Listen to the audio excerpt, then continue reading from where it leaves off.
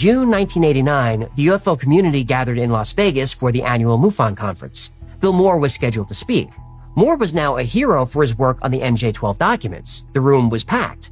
The last thing anyone expected to hear was a confession. Bill Moore, maybe the most trusted UFO researcher in the world, was a government asset. His handler was Richard Doty. They had an arrangement. Doty would provide Moore with confidential information about UFOs. Moore would report on the activities of people like Paul Bennewitz and others in the UFO community. And it was Richard Doty, then with AFOSI at Kirtland Air Force Base, who soon came into play as the middleman in that process. Shortly thereafter, it became apparent to me that my supplying information to the government through Doty on the activities of Paul Bennewitz, APRO, and to a lesser extent several other individuals, was to be a part of this equation. Not only did Moore spread government disinformation, but he would also report back on how well the lies performed. The entire story of a secret treaty between the U.S. government and the aliens, of exchanges of technology between us and the aliens, of battles between aliens and American armed forces, and of aliens allegedly having implanted hundreds of thousands, if not millions, of human beings for the purpose of taking over the world and using us as cattle or slaves, came about as a result of the disinformation process. I know, because I was in a position to observe much of this process as it unfolded, and I was providing regular reports on its effectiveness to some of the very people who were doing it to Paul. I recruited Bill Moore. I recruited him to be a spy within the UFO community. The room erupted. Researchers who trusted him felt betrayed.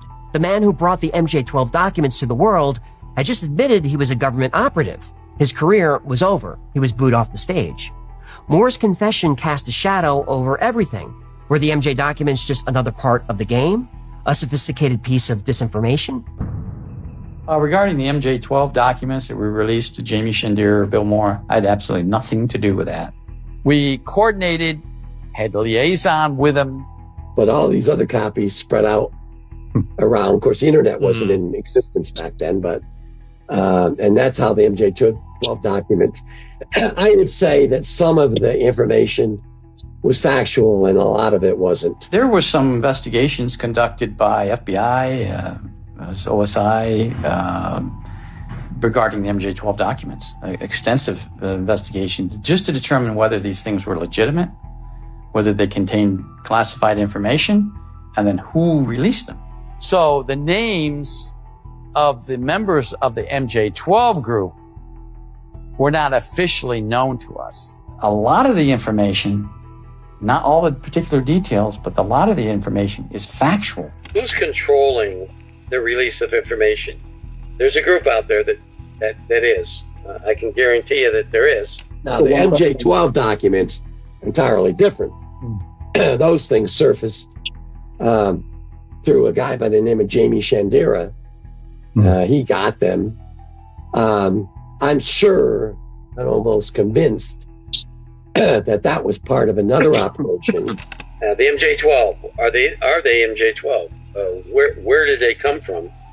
Who makes up the MJ-12? What's their names today? Is it the Zodiac or Zenith Group or? In 1987, I was investigated by the FBI for the MJ-12 documents.